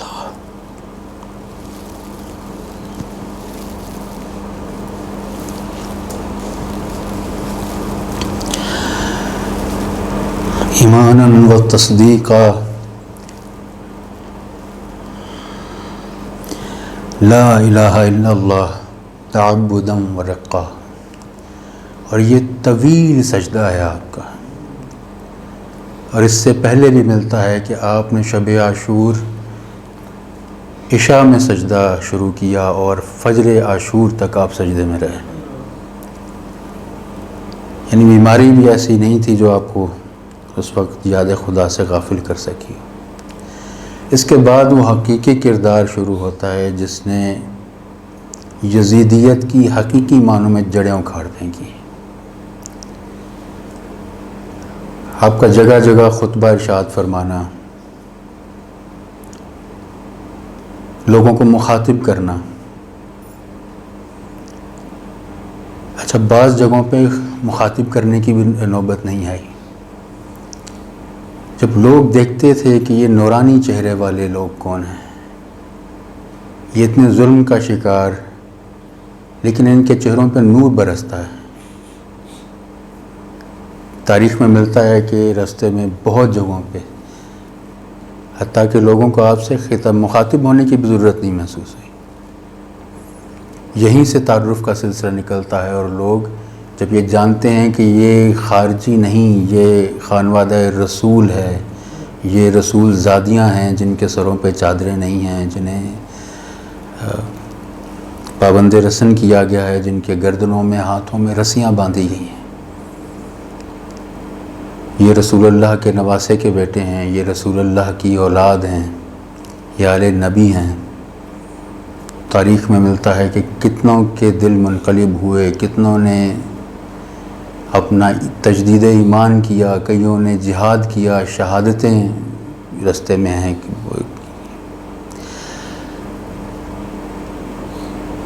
اور سب سے بڑی جو خدمت دین اسلام کی ان خطبات کے ذریعے، اس پیغام کے ذریعے جہاں جہاں ان اسیروں کا قافلہ گیا، اور بعد از کربلا بھی، بعد از جب اسیری سے رہا ہوئے، بنیادی طور پہ اس کنفیوژن سے لوگوں کو نکالا گیا. یعنی یہ بہت سیر حاصل، بہت تفصیل طلب یہ کہ وہ کون سی تحریکیں تھیں. جیسے ابھی اقتباس آپ نے سنا اور اس کا حاصل یہی تھا کہ کربلا کے بعد مزاج کیسے بدلا، جمہور مسلمین کا ذہنی انقلاب کیا آیا. تو وہ ذہنی انقلاب تبھی بپا ہوا جب لوگوں تک وہ بات پہنچائی گئی. اور کس نے پہنچائی؟ ان میں سب سے بڑا نام حضرت امام زین العابدین علیہ الصلوۃ والسلام کو اور حضرت زینب عالیہ سلام اللہ علیہ. یہ دو شخصیات تھیں جو بہت ووکل تھیں، جنہوں نے ہر موقع پہ کوئی موقع ضائع نہیں کیا. یعنی یہ بالکل صاف دکھتا ہے کہ کربلا کا ایک حصہ میدان کربلا میں وقوع پذیر ہو چکا، باقی کربلا سے لے کے دمشق تک رہی، جس کو حضرت امام زین العابدین اور جناب زینب عالیہ سلام اللہ علیہ نے نبھایا. اور یہ سمجھیں کہ بہت کٹھن اور بہت سخت مرحلہ تھا. آپ سے خود پوچھا گیا، کیونکہ آپ کربلا کے بعد ساری زندگی آپ کے بارے میں روایات ملتی ہیں کہ بہت گریہ فرماتے تھے، بہت گریہ فرماتے تھے. کسی نے پوچھا کہ کب تک گریہ کریں گے؟ اتنا گریہ کہ کوئی وقت بھی آپ کا اس گریہ سے خالی نہیں ہے، اس گریہ و ماتم سے خالی نہیں ہے. آپ نے فرمایا کہ تو نے انصاف نہیں کیا. پوچھنے والے نے پوچھا کہ کیا شہادت آپ کا ورثہ نہیں ہے؟ کیا شہادت آل رسول کا ورثہ نہیں ہے؟ آپ نے فرمایا کہ تو نے انصاف نہیں کیا.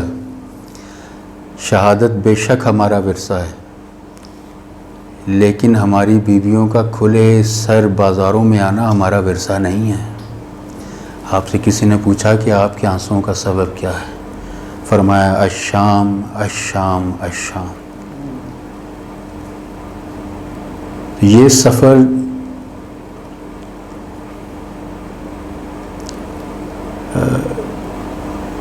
جتنا کٹھن، جتنا سخت، اور جس طرح سے مولا امام زین العابدین علیہ الصلوۃ والسلام نے مقابلہ کیا اور اس پیغام کو پہنچایا، اس کنفیوژن سے نکالا لوگوں کو. کیونکہ یہ کنفیوژن آج کے دور کی طرح، آج بھی ان کے پیغام کی اسی طرح ضرورت ہے. ان پیغامات کو پڑھنے کی ضرورت ہے، ان خطبات کو پڑھنے کی ضرورت ہے، کیونکہ ہم تقریباً آج بھی اسی کنفیوژن کا شکار ہیں. یعنی کنفیوژن کا الزام صرف کوفیوں کے سر نہیں ہے. عالم اسلام میں سے کتنے لوگوں نے بڑھ کے حسین کو بچایا؟ یعنی یہ سب کے لیے کوسچن مارک ہے. جمہور مسلمین کے لیے یہ کوسچن مارک ہے. یعنی کہاں تھے مدینہ کے مسلمان؟ کہاں تھے مکہ کے مسلمان؟ کہاں تھے بلاد اسلامیہ کے مسلمان؟ کیا حسین کو خاموشی سے تو نہیں کربلا پہنچے تھے؟ کیا کوئی ڈھکے چھپے الفاظ طریقے سے تو کربلا نہیں پہنچے تھے؟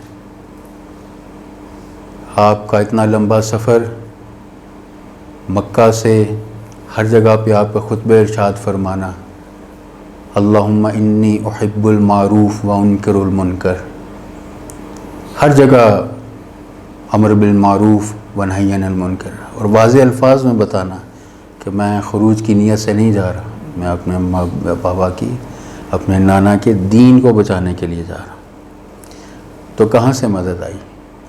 تو یہ کنفیوژن ہی تھی جس نے قدم سے مدد سے روکا. عجب اعتبار و بے اعتباری کے درمیان ہے زندگی. تو یہ زندگی ہم بھی آج تقریباً ویسے ہی گزار رہے ہیں. تو اس کنفیوژن سے بہت لوگوں کو نکالا. یعنی یہ جیسے ایک کردار ہے کربلا میں کنفیوژن کا، یعنی اگر اس کو مزید اس کی وضاحت کریں کہ کس طرح کی کنفیوژن تھی.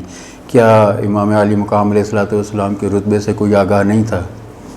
ایک کردار ہے ہم اس کو لعین کہتے ہیں، اس پہ لعنت بھیجتے ہیں، اس کو برا کہتے ہیں، لیکن ذرا ٹھہر کے اس کے کردار کو جاننے کی بھی کوشش کرتے ہیں۔ ایک صحابی کا بیٹا ہے، صحابی کون سے؟ جو عشرہ مبشرہ میں سے ہیں۔ بچپن میں امام علی مقام علیہ الصلوۃ والسلام کے ساتھ کھیلتا رہا، لیکن کربلا میں جب پہلا تیر پھینکا گیا تو اس نے اپنے لشکر کو مخاطب کر کے کہا کہ میں حسین کی طرف قربتاً الی اللہ تیر پھینک رہا ہوں، اے میرے لشکر روز قیامت گواہ رہنا۔ عمر ابن سعد، حضرت سعد بن ابی وقاص رضی اللہ تعالیٰ عنہ کا بیٹا، کیا وہ بچپن سے آگاہ نہیں تھا آپ کی قدر و منزلت سے؟ کس چیز نے اس کو آمادہ کیا کہ وہ خود کو جہنم کے اس طبقے میں ڈال دے؟ یہ کنفیوژن کس طرح کی تھی؟ یہ کنفیوژن دنیا کے لالچ، دنیا کے حرص کی تھی۔ یعنی اس کو جو ملک رے کا، یعنی اس وقت ملک رے ایک بہت بڑی سلطنت کا نام تھا جو عراق، افغانستان، ایران اور بہت سے دوسرے خطوں پہ مشتمل تھی۔ بلکہ امام علی مقام علیہ الصلوۃ والسلام جب تنہا رہ گئے تو آپ نے جو خطبہ ارشاد فرمایا تو اس میں آپ نے اس کو جھڑکا کہ تو جو ملک رے کی حکومت کا خواب دیکھ رہا ہے تو تجھے وہاں کی گندم کا ایک خوشہ تک نہیں ملے گا۔ اس نے امام کی بات کا استہزاء کیا، یعنی مذاق اڑایا، اور کہنے لگا کوئی بات نہیں، میں جو کا خوشہ کھا لوں گا۔ اس حد تک کیوں گر گیا مسلمان کا ذہن؟ تو فقط ایک ہی چیز تھی، دنیا کا لالچ، دنیا کا حرص اس قدر غالب آیا کہ لوگوں نے نواسہ رسول کی انگلی تک کاٹی، صرف ایک انگلی، ایک انگوٹھی کے لالچ کے لیے۔ یعنی جب آپ کے دست مبارک میں سے انگوٹھی نہیں اتری تو ظالم نے انگلی تک کاٹی، یعنی وہ کون سا ظلم ہے جو روا نہیں رکھا گیا؟ تو اس کنفیوژن میں سے نکالنے کا کام، لوگوں کو یقین اور تیقن کی طرف لانے کا کام کیا امام زین العابدین علیہ الصلوۃ والسلام نے۔ کچھ فضائل کے سلسلے میں وقت ہے ہمارے پاس، عرض کر سکتا ہوں۔ 9:15 ہو چکے ہیں سر۔ 9:30 تک ہے جی بسم اللہ، ہو جائے گا پورا۔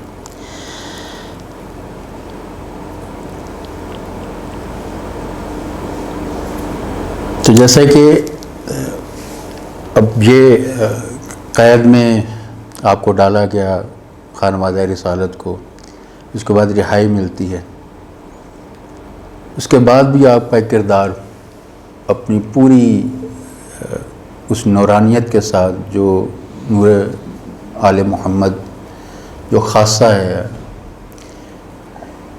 جس مقصد کے لیے آپ کی ہستیوں کو ہمارے درمیان مقرر کیا گیا۔ ہم دیکھتے ہیں جیسے پہلے عرض کی کہ انفرادی روحانی معاملات سے لے کے اجتماعی معاملات تک، سیاسی معاملات تک، ہر طرف سے نظر آپ کی طرف اٹھتی تھی۔ یعنی مثال کے طور پہ آپ جہاں دین کی تبلیغ فرماتے تھے، جہاں آپ کا روزانہ کا درس چلتا تھا، یہ بات کی بات ہے، آپ نے دو چیزیں سمجھیں بہت شدت سے ان کو مستحکم کیا، ایک جو دین کی تبلیغ تھی، اور دوسرا جو رسوم عزاداری ہے، یہ عزاداری کا بیج جو ہے یہ سید سجاد کا لگایا ہوا۔ آپ بہت زیادہ اس پہ تاکید فرماتے تھے، اور خصوصاً آپ کی طرف سے بہت زیادہ اہتمام کے ساتھ جو مجالس ذکر حسین علیہ الصلوۃ والسلام تھی ان کا انعقاد کروایا جاتا تھا، اور بہت آپ اس پہ مال خرچ کرتے تھے، اور بہت گریہ فرماتے تھے، بہت یاد کرتے تھے۔ اگین کسی نے پوچھا کہ آپ کی اتنے گریے کا کیا سبب ہے؟ آپ نے فرمایا کہ ایک نبی کا ایک یوسف بچھڑا تھا تو انہوں نے روک روک کے اپنی بینائی کھو دی تھی، میرے سامنے میرے 18 یوسف ذبح کیے گئے۔ ایک اور جگہ پہ آپ سے پوچھا گیا کہ آپ ذکر حسین کربلا کو آپ کیوں اتنا یاد، جبکہ آپ نے ایک سلسلہ قائم کیا، آپ نے فرمایا کہ اس لیے کہ کہیں تم غدیر کے دن کی طرح عاشور کا دن بھی نہ بھول جاؤ۔ تو ان سلسلوں سے لے کے اجتماعی سلسلوں تک، جیسے ولاد اسلامیہ کا ایک بہت، یعنی اگر یہ سوچ لیا جائے کہ فقط آپ محراب و منبر اور ایک گوشہ نشینی کی زندگی سے ہی آپ کا تعلق رہ گیا تھا، آپ نے سیاسی اور اجتماعی معاملات میں بھی بھرپور کردار ادا کیا، لیکن ایک حکمت کے ساتھ۔ یعنی ایک بہت بڑا معاملہ، ایک مسئلہ اس زمانے میں اٹھا اور آپ نے بغیر کسی تعصب کے، بغیر، یعنی جہاں اسلام کی خدمت کی بات ہوئی وہاں آپ نے یہ نہیں دیکھا کہ یہ دشمن ہے اقتدار پہ بیٹھا ہوا، مسند اقتدار پہ، یا کون ہے۔ یہ تھا مملکت اسلامیہ کی معیشت کے حوالے سے، یعنی اس وقت تک جو سکہ ہمارے ہاں، جیسے آج ہمارے ہاں ڈالر چلتا ہے، اس وقت بھی رومی کرنسی جو ہے وہ رائج تھی۔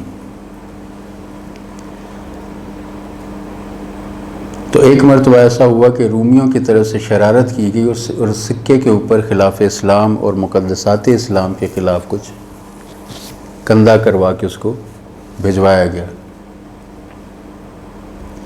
یہ معاملہ آپ کے پاس بھیجا گیا کہ ہم کیا کریں، تو آپ نے فرمایا کہ اس کو پیغام بھجوا دو کہ آئندہ کے بعد ہم تمہاری سکے استعمال نہیں کریں گے، اور آپ نے حکم دیا کہ آپ اپنے سکے جاری کریں، اور اس حکم کے ساتھ اس کی تمام تر تفصیل سکے کی، وزن کتنا ہو، اس کے اوپر کیا کندہ کروایا جائے، کس طرح سے اس کو، اس کا کیا اسلوب اور کیا شکل و ڈھال ہو، وہ ساری تفصیل آپ نے اپنے اس حکم نامے میں لکھ کے بھیجی۔ اب آپ کے فضائل کے حوالے سے کچھ اقتباسات ہیں تاکہ یہ منوعاً آپ تک پہنچ جائے، تو میں ان کو آپ کے سامنے کچھ پڑھ دوں گا، اور اس کے بعد انشاءاللہ کوشش کروں گا کہ آپ کے وہ خطبہ جو آپ نے دربار یزید میں بیان فرمایا تھا وہ آپ کے سامنے پڑھ دوں۔ امام زین العابدین نے علم و فضل، زہد، سخاوت، عبادت اور اخلاق کریمانہ میں وہ درجہ حاصل کیا کہ تمام مسلمانوں میں اسی عظمت و بزرگی اور عقیدت و احترام سے دیکھے جانے لگے جس کے مالک ان کے آباء و اجداد تھے۔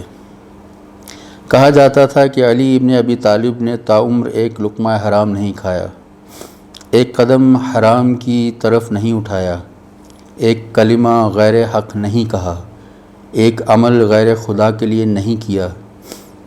ان اوصاف میں ان کا مثل علی ابن الحسین کے سوا کوئی زیر آسمان نہیں۔ رات دن میں 2000 نماز کا معمول تھا۔ وقت نماز جسم کانپنے لگتا، رونگٹے کھڑے ہو جاتے اور چہرے کا رنگ زرد پڑ جاتا۔ الحمد کی قرات میں مالک یوم الدین کی تک پہنچتے تو اس طرح اس کی تکرار کرتے کہ معلوم ہوتا تھا روح جسم سے مفارقت کر جائے گی، جدا ہو جائے گی۔ سجدے سے سر اٹھاتے تو چہرہ پسینے سے تر ہو جاتا، اگر ردا سرک جاتی تو اس کو برابر نہیں کرتے تھے۔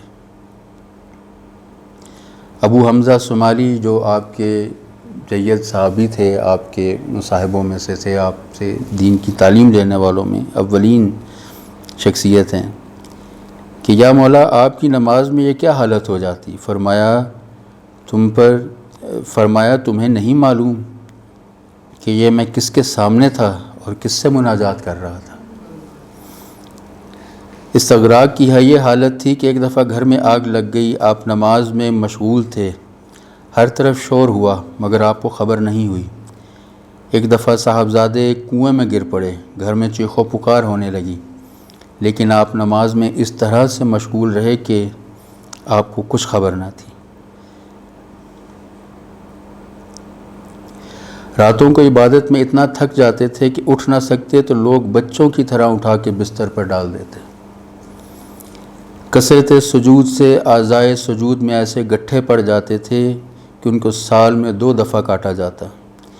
ایک تھیلی میں خاک کربلا رکھتے تھے، اسی پر سجدہ کرتے تھے۔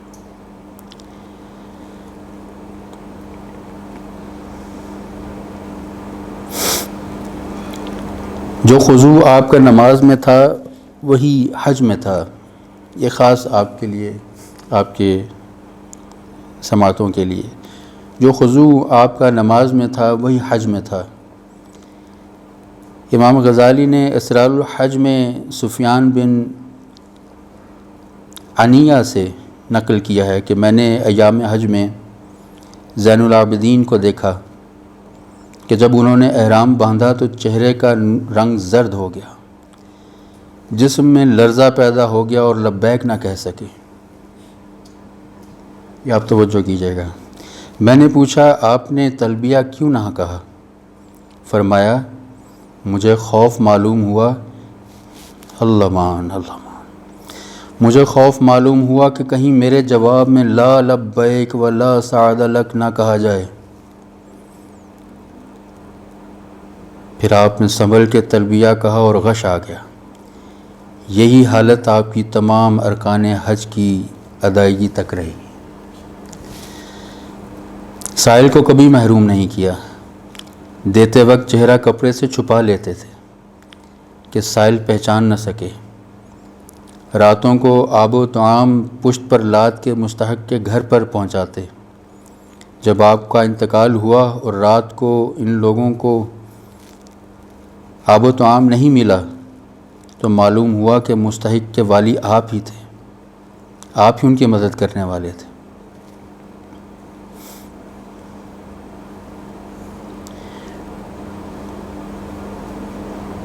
کنیزوں اور غلاموں کی خطائیں لکھتے جاتے تھے۔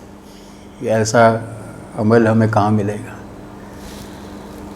اپنے کنیزوں اور غلاموں کی خطائیں لکھتے جاتے تھے، سال بھر کے بعد سب کو جمع کر کے ان کی غلطیاں یاد دلاتے تھے اور سب کو معاف کر دیتے تھے اور کہتے تھے خداوند تو بھی میری کوتاہیوں کو معاف کر دے۔ برا کہنے اور سخت کلامی کرنے والے سے نیکی اور احسان سے پیش آتے تھے۔ ایک شخص نے آپ کی غیبت کی، فرمایا اگر یہ عیب مجھ میں ہے تو خدا سے دعا کرو کہ وہ اس عیب کو مجھ سے دور کر دے، اور اگر نہیں ہے تو خدا تمہیں معاف کرے۔ ایک شخص نے کہا کہ میرا ہمسایہ آپ کو بدعتی کہتا ہے۔ فرمایا تم نے حق ہمسائیگی ادا نہیں کیا اور اس کی ایسی بات مجھ تک پہنچائی جو میرے علم میں نہیں تھی۔ خدا تم کو اور ہم سب کو معاف کرے۔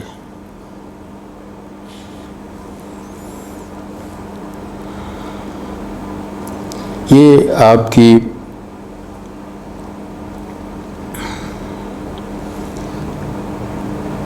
ایک اور آپ کی نظر، یعنی کیسا مقام ہے کہ آپ کا اس وقت وجود جو ہے کیا مقام رکھتا تھا لوگوں کے درمیان، کہ لوگ برکت حاصل کرنے کے لیے ان کے پاس آتے اور نیک شگون سمجھتے ہوئے ان کے ہاتھوں کو چھوتے۔ مسجد نبوی میں لوگ ان کو دیکھنے کے لیے آتے، نماز سے فراغت کے بعد آگے بڑھ کے ان کے ہاتھوں کو چومتے اور آنکھوں کو لگاتے۔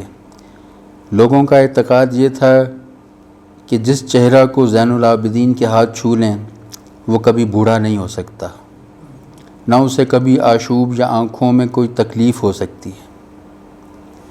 علی ابن الحسین مشرق و مغرب میں لوگوں کی گفتگو اور تذکروں میں ایک بہترین موضوع کی حیثیت سے یاد کیے جاتے تھے۔ ان کی اس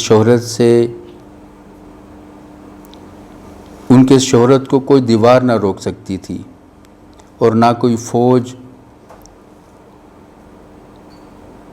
اس ذکر کو روک سکتی تھی۔ تمام بلاد اسلامی میں ایک مثالی حیثیت سے مشہور ہو چکے تھے۔ مسلمانوں کے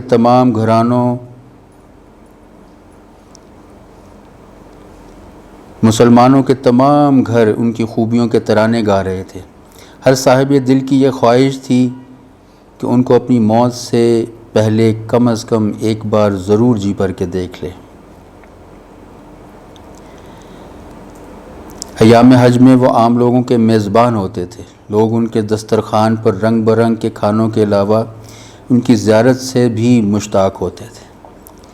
یعنی یہاں پہ رنگ برنگ کھانوں کا جب تذکرہ آیا تو یہ یہاں سے ایک تذکرہ کرتا چلوں کہ یہ کیسی فیاضی تھی آپ کی۔ ایسا نہیں تھا کہ وہ بھول گئے، یعنی اس کا تذکرہ خود بھی اس لائن نے کیا کہ جب یہ کعبہ پہ چڑھائی کا جو لشکر بھیجا گیا تھا یزید کی طرف سے، اس کا جو سپہ سالار تھا حسین بن نمیر، یعنی یہ وہ شخص ہے جس نے حضرت علی الاکبر کے سینے میں برچھی ماری تھی اور یہ کہا تھا کہ میں نے سنا ہے کہ حسین کا صبر بہت مشہور ہے۔ اور چونکہ حضرت علی اکبر ہم شکل پیغمبر مشہور تھے اور مولا امام علی مقام علیہ الصلوۃ والسلام کو بہت عزیز تھے، تو اس نے کہا میں نے سنا ہے کہ حسین کا صبر بہت زیادہ ہے، حسین صابر ہے۔ تو اس نے حضرت علی اکبر کے سینے میں برچھی مار کے اس برچھی کا پھل توڑ دیا۔ یہ اس مارکے میں اس کا لشکر شکست کھاتا ہے اور یہ تتر بتر ہو جاتا ہے اور یہ زخمی حالت میں سفر میں ہے اور چھپتا چھپاتا یہ حضرت امام زین العابدین کے خیمے میں آ گھستا ہے۔ یاد رہے کہ امام بھولے نہیں، یہ کھانا مانگتا ہے، امام کھانا دیتے ہیں، یہ پانی مانگتا ہے، پیاسا ہے،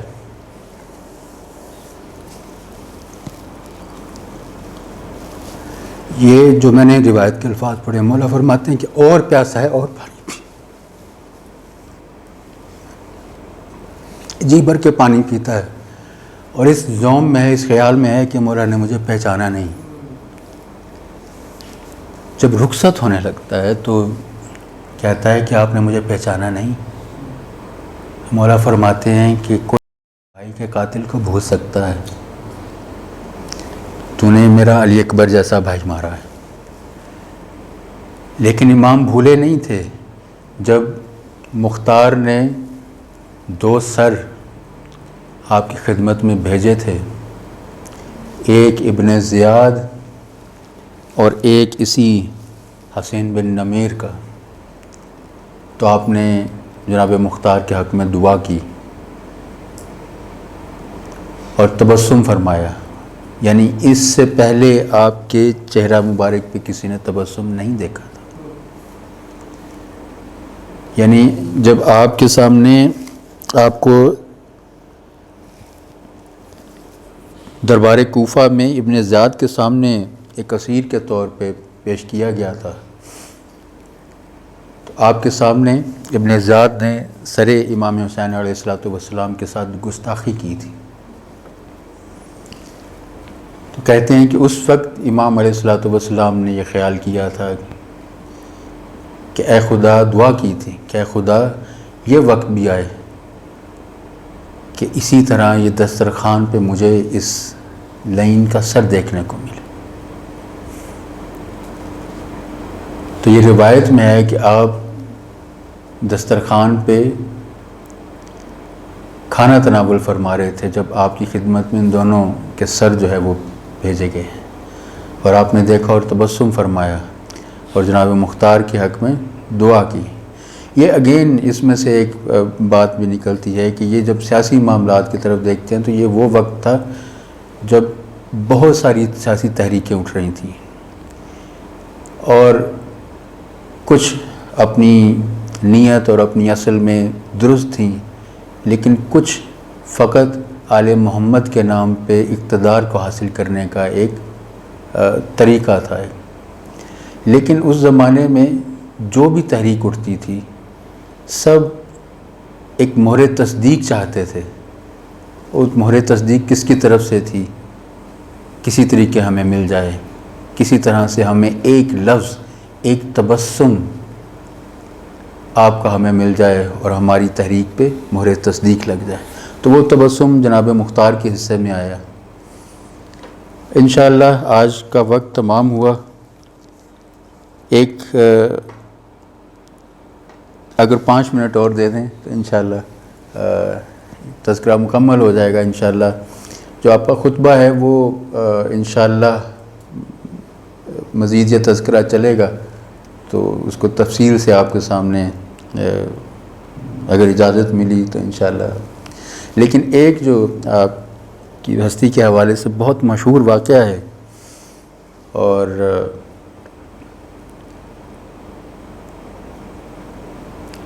آپ کی ہستی کیا ہے، آل محمد کیا ہیں، اس بات کو تشریح کے ساتھ بیان کرنے کے لیے کافی ہے.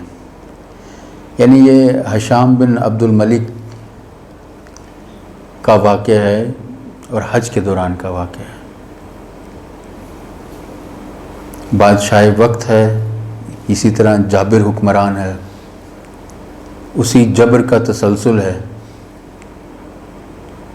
جو جبر یزید تھا. یہ حج کے دوران میں رش اتنا ہے کہ یہ اپنی تمام تر طاقت، اپنے تمام تر روب، اپنی تمکنت کے باوجود یہ حجر اسود تک نہیں پہنچ پاتا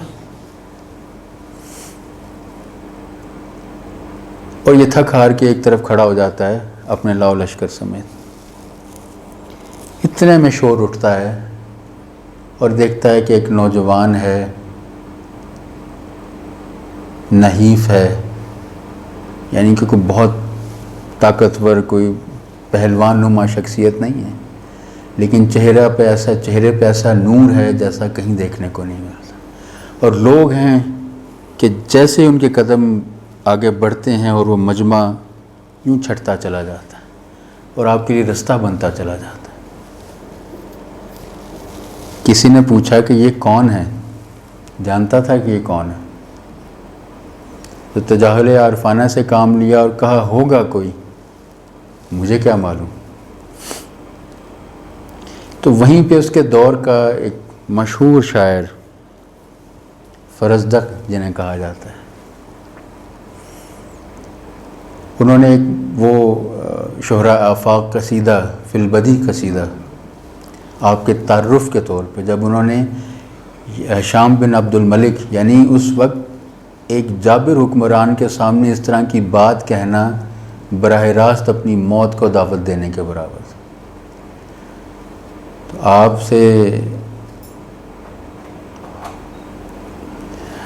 علیہ السلام کی شان میں فرزدق نے فی البدی قصیدہ کہا، اور قصیدہ ایسا نہیں کہ خود سے کہا، ہشام بن عبد الملک کو مخاطب کر کے کہا کہ تجھے نہیں معلوم کہ یہ کون ہے، تو اب میں تجھے بتاتا ہوں کہ ان کا تعارف کیا ہے.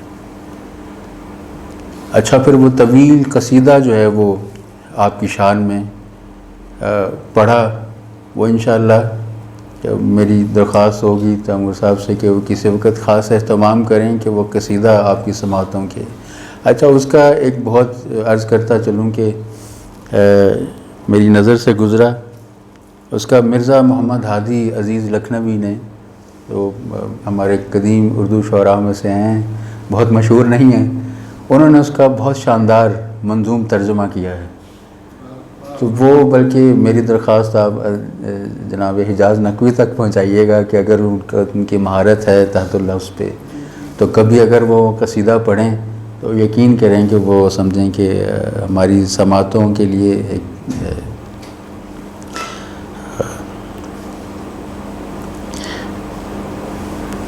علاج بھی ہے اور رحمت بھی ہے اور سب کچھ ہے۔ آج کا تذکرہ اسی پہ تمام کرتے ہیں اور اس دعا کے ساتھ کہ اللہ پاک ہمیں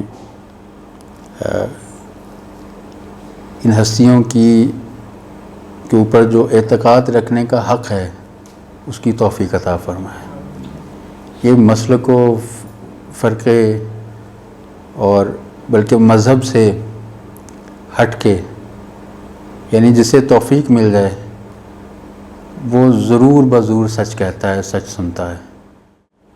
ایک ہندو شاعر ہیں ماتر لکھنوی، عموماً اس شعر کو میں سرنامے کے طور پہ کہیں بات کرنے کا موقع ملے تو پڑھتا ہوں، لیکن آپ کے سماعتوں کے لیے ماتر لکھنوی کہتے ہیں کہ عجب کھیل ہوا، اس کو مختلف سمجھیں کہ اس میں تصرف بھی بہت کیا گیا ہے، لیکن کہتے ہیں کہ عجب کھیل ہوا اسلام کی تقدیر کے ساتھ، قتل شبیر ہوئے نعرہ تکبیر کے ساتھ۔ تو یہ ایک ہندو شاعر ہے جس کا فہم، جس کا ادراک اتنا بلند ہے، تو یہ مذہب و ملت، مسلک، ہر چیز سے بالا تر ہو کے ہمیں ان کا حق ادا کرنے کے خدا توفیق عطا فرمائے۔